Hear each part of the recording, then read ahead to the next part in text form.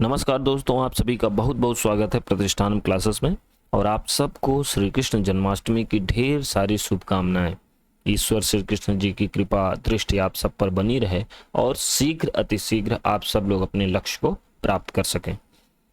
तो देखिए, अब हम लोग आगे बढ़ते हैं और आज की क्लास में हम लोग भारतीय संविधान के भाग को देखेंगे। किसी भी एग्जाम में, चाहे आप पेट का पेपर देने जाए या आरओ का पेपर देने जाए या बीपीएससी का पेपर देने जाए, हर एक एग्जाम में भारतीय संविधान के भाग टॉपिक में से प्रश्न जरूर पूछा जाता है। तो आइए आज हम लोग इसको देखेंगे, वो भी ट्रिक के द्वारा। तो ट्रिक से हम लोग चीज़ों को याद करेंगे और आप लोग कॉपी पेन लेके बैठिएगा, प्रॉपर नोट्स बनाते हुए चीज़ों को याद करने का प्रयास करिएगा। चलिए देखते हैं। देखिए, भारतीय संविधान के भाग की बात करें तो एक ट्रिक है, इसको आप सामान्य बोलचाल की भाषा में भी इसको प्रयोग कर सकते हैं कि यूसी एफडीआई में यूएस भी यूपी से आगे है।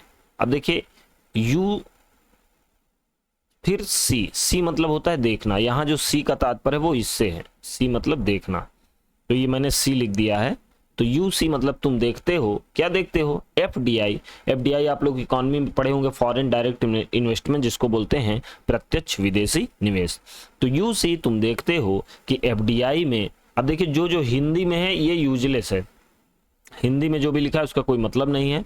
तो यूसीएफडीआई में जो यूएस है, संयुक्त राज्य अमेरिका की बात हो रही है, USA, United states of America, तो जो यूएस है वो भी यूपी से आगे है। अगर आप ये लाइन 2-4 बार याद कर लेंगे ना यार, तो कम से कम एक लाइन अगर आपने याद कर लिया तो शुरू के 10 भाग आपको याद हो गए। जहां से सबसे ज्यादा बार प्रश्न पूछा गया है कि शुरू के 10 भागों में से सबसे ज्यादा प्रश्न पूछे जाते हैं, तो अगर आपने पहली लाइन ये याद कर ली तो आप समझ जाइए कि शुरू के 10 भाग आपको याद हो गए। ठीक है, तो एक यही आसान सी ट्रिक है जो आपको ध्यान रखनी है कि यूसीएफडीआई में यूएस भी यूपी से आगे है। अब आइए बात करते हैं। अब देखिए क्या है, सबसे पहले है यू का मतलब है यूनियन एंड इट्स टेरिटरी, जिसको हम लोग हिंदी में बोलते हैं संघ एवं इसका राज्य क्षेत्र। ये जान लीजिए, यूपी 8080 2018 में पूछा गया प्रश्न है कि संघ एवं इसका राज्य क्षेत्र जो है कौन से भाग में है। तो सामान्य सी बात है कि किसी भी देश के बारे में सबसे पहले ये देखेंगे कि केंद्र और उसके राज्य मिलाकर उनकी संख्या कितनी है। तो ये सबसे पहला जो भाग है वो संघ एवं इसका राज्य क्षेत्र है। जो दूसरा है, देखिए यू के बाद आया सी है सिटीजनशिप। सिटीजनशिप को बोलते हैं नागरिकता। क्या बोलते हैं भाई? नागरिकता। अगर आपको याद होगा, यूपी पीसीएस 2018 में ये प्रश्न पूछा गया था, शायद आप लोग जानते होंगे, पूछा था कि नागरिकता किस भाग में है। तो आंसर क्या है? दूसरे भाग। आगे बढ़ते हैं, फंडामेंटल राइट। देखिए तीसरे में क्या आया? तीसरे भाग में आया एफ से होगा फंडामेंटल राइट, जिसको आप हिंदी में बोलते हैं क्या बोलते हैं भाई? मूल अधिकार। तो मूल अधिकार किस भाग में है भाई? मूल अधिकार है भाग 3 में। अक्सर ये प्रश्न बन जाता है। फिर आगे बढ़ेंगे, डी होता है डीपीएसपी, जिसको हम लोग बोलते हैं directive principles of state policy, जिसको हिंदी में बोला जाता है राज्य के नीति निदेशक तत्व। क्या बोलते हैं यार? राज्य के नीति निदेशक तत्व। तो राज्य के नीति निदेशक तत्व किस भाग में है यार? चौथे भाग में है। शुरू का 4 भाग याद हुआ यार? देखिए यूसीएफडी, यहां तक हम लोग कवर कर लिए। ये है यूनियन एंड इट्स टेरिटरीज, मतलब संघ एवं इसका राज्य क्षेत्र। ये है सी है सिटीजनशिप, मतलब नागरिकता। तीसरा है एफ है फंडामेंटल राइट, मतलब मूल अधिकार। चौथा है डी मतलब होता है डीपीएसपी, मतलब राज्य के नीति निदेशक तत्व। ठीक है, आइए आगे बढ़ते हैं। 4 के बाद, अब देखिए 4 के बाद 5 नहीं है, 4 के बाद 4 का ए है, जो है फंडामेंटल ड्यूटी, जिसको हम लोग बोलते हैं मौलिक कर्तव्य। कई बार ये पेपर में आया है कि मौलिक कर्तव्य किस भाग में है। गलती से भी भाग 4 मत बताइएगा, क्योंकि भाग 4 में है डीपीएसपी, राज्य के नीति निदेशक तत्व है भाग 4 में, जबकि भाग 4 ए में है मौलिक कर्तव्य। असल में क्या हुआ था कि 42वां संविधान संशोधन किया गया था 1976 में, 1976 में, और उसके द्वारा भारतीय संविधान के अनुच्छेद 51 क के अंतर्गत या 51 ए के अंतर्गत ये चीज जोड़ी गई थी मौलिक कर्तव्य को। ठीक है, तो मौलिक कर्तव्य किस भाग में है? ये बहुत महत्वपूर्ण है, भाग 4 का ए। आगे बढ़ेंगे तो यूसीएफडीआई में, अब आगे बढ़ेंगे तो यूएस भी, याद करिए वो ट्रिक, यूएस भी यूपी से आगे है, याद आया भाई। तो इसी को हम लोग आगे बढ़ेंगे। अब फिर यहां जो यू आया इसका मतलब है यूनियन, मतलब संघ, या यहां किसकी बात हो रही, केंद्र की। तो भाग 5 में क्या है, केंद्र। मैं आपसे पूछूं राष्ट्रपति किस भाग में आएगा, तो सामान्य तौर पर आप इसका उत्तर दे सकते हैं भाग 5 में। थोड़ा सा भी अगर आप कॉमन सेंस लगाएंगे तो बहुत आसानी से इसका उत्तर दे सकते हैं।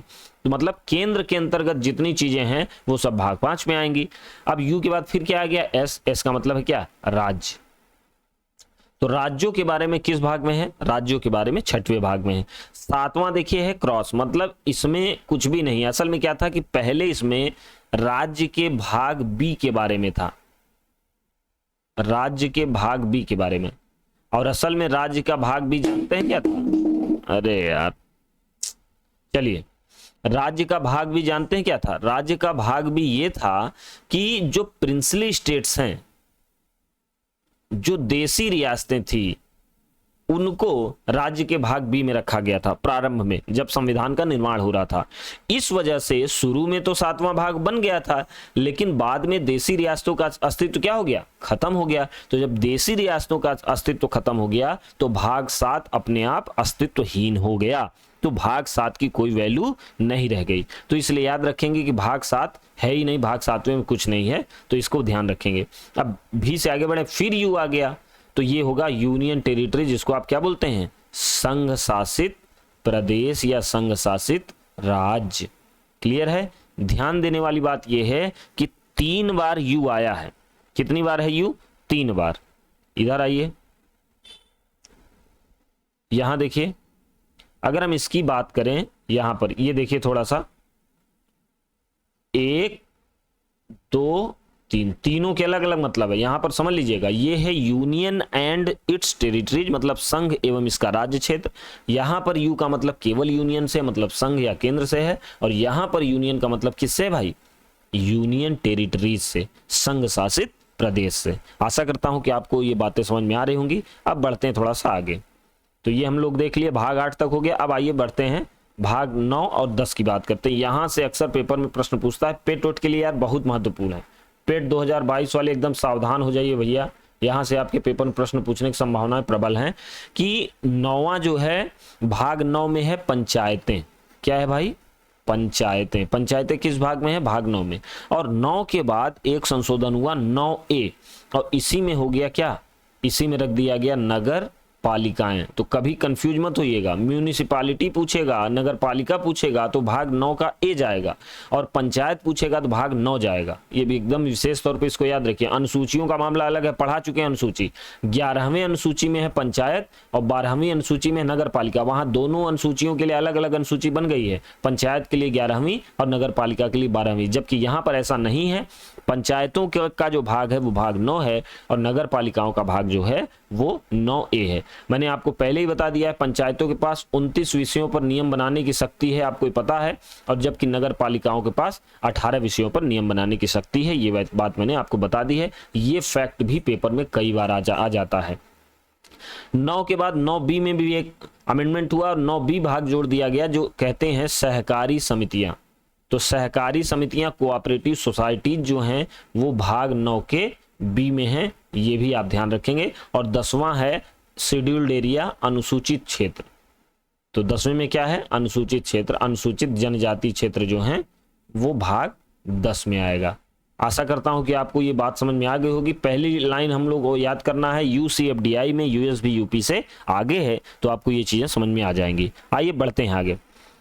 अब देखिए, भाग यहां से 11 से देखना शुरू करेंगे, तो आइए इधर बात करते हैं। RFT से EP हो गया, R से होगा relation between centre and state, मतलब केंद्र और राज्य के बीच जो संबंध है वो भाग 11 में है। F का मतलब होता है फाइनेंस, मतलब होता है वित्त। वित्त की जो भी बातें आएंगी, पैसा से संबंधित जो भी मामला आएगा वो भाग 12 में जाएगा, याद रखिएगा। T से बात करें तो T से होता है ट्रेड, व्यापार की बात होगी तो भाग 13 में जाएगा। 14 का मतलब है services of centre and state, मतलब यहाँ पे देखिए SC का मतलब है सर्विसेज, मतलब केंद्र और राज्य की जो सेवाएं हैं, जैसे IAS हुआ, PCS हुआ, या अन्य सभी जो सेवाएं हैं वो सब आपके भाग 14 के अंतर्गत आएंगे। ठीक है, आगे बढ़ते हैं। भाग 15 और 16 की बात करें। अच्छा, 14 के बाद याद रखेंगे, 14 का ये बहुत महत्वपूर्ण है, ये है ट्रिब्यूनल, जिसको हम लोग बोलते हैं अधिकरण। तो विशेष मामलों के निपटारों के लिए, त्वरित निपटारों के लिए एक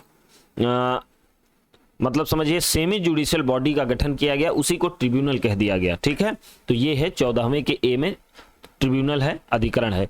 बात करेंगे 15वां, ये अति महत्वपूर्ण है, वेरी इंपॉर्टेंट है भाई, इसको याद कर लीजिएगा।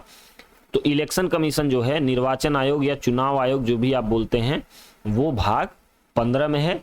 और भाग 16 में है special provisions for SC and ST, मतलब अनुसूचित जातियों और अनुसूचित जनजातियों के उत्थान के लिए कुछ विशेष उपबंध अगर सरकार करती है तो वो भारतीय संविधान के भाग 16 में जाएगा। ठीक है, अब आगे बढ़ते हैं यहाँ से। ये 17, 18, 19, 20, 21, 22 यहाँ पर देख लेते हैं जल्दी से। इसकी एक ट्रिक है लिमिट्स। ठीक है, तो भाग जो 17 है उसमें है राजकीय भाषा, ऑफिशियल लैंग्वेज, L से होगा लैंग्वेज, तो राजकीय भाषा जो है वो कौन से भाग में है? 17वें भाग में है। मैंने आपको ये चीज बताई थी, प्रारंभ में 14 राजकीय भाषाएं थी और अब इसकी संख्या बढ़ाकर कितनी कर दी गई? 22। तो ये भी याद रखेंगे। तो राजकीय भाषा किस भाग में है भाई? 17वें भाग में है, याद रखिएगा इसको। बात करें आपात उपबंध की, आपातकाल की, तो आपातकाल किस भाग में है यार? आपातकाल है 18वें भाग में। ठीक है, मिसलेनियस मतलब विविध, जो भी विविध प्रकार की चीजें हैं संविधान के बारे में, वो 19वें भाग में है। जो भी संविधान संशोधन, ये भी महत्वपूर्ण है, संविधान संशोधन ये जो है ये 20वें भाग में है। जो टेम्पररी प्रोविजन है, मतलब अस्थायी उपबंध जो हैं, जैसे किसी राज्य को अस्थायी तौर पर विशेष राज्य का दर्जा दे, जैसे जम्मू कश्मीर की बात करें तो हमेशा के लिए नहीं था, वो एक विशेष समयांतराल के लिए था। तो ये सब जो अस्थायी उपबंध किए जाते हैं वो 21वें भाग में है। और संक्षिप्तियां जो हैं, शॉर्ट टर्म्स जो हैं, वो 22वें भाग में है। ठीक है, तो देखिए आशा करता हूं कि आपको इतनी चीजें समझ में आ गई होंगी। एक बार जल्दी से समझ लीजिए आपको क्या क्या याद रखना है। शुरू का 10 भाग इसको समझ लीजिए अच्छे से, इसको रट्टा मारना पेपर में एकदम ये आएगा ही आएगा। तो शुरू के 10 भाग एकदम याद कर लीजिएगा। उसके बाद 15 याद कर लीजिएगा, 17 याद कर लीजिएगा, 18 याद कर लीजिएगा, 20 याद कर लीजिएगा। ठीक, इतनी चीजें। और बस अगर आप इतना याद कर लेंगे, मुझे पूरी आशा है कि आपका कोई भी पेपर मतलब कोई भी क्वेश्चन जो है भारतीय संविधान के भाग में से अगर आप पेपर में कोई प्रश्न आता है पार्ट्स ऑफ इंडियन कॉन्स्टिट्यूशन से, तो आपका गलत नहीं होने पाएगा। ठीक है, तो चलिए एक बार फिर से आप सबको ढेर सारी शुभकामनाएं, और सब लोग एकदम आनंदित रहिए और जमकर पढ़ाई करते रहिए। जिस हिसाब से आपका पेपर होना सुनिश्चित हुआ है, मैं ईश्वर से यही कामना करूंगा कि आप सब लोग सफलता के झंडे गाड़ें। ठीक है, चलिए फिर मिलते हैं अगली क्लास में। पूरा वीडियो देखने के लिए आप सबका बहुत बहुत धन्यवाद।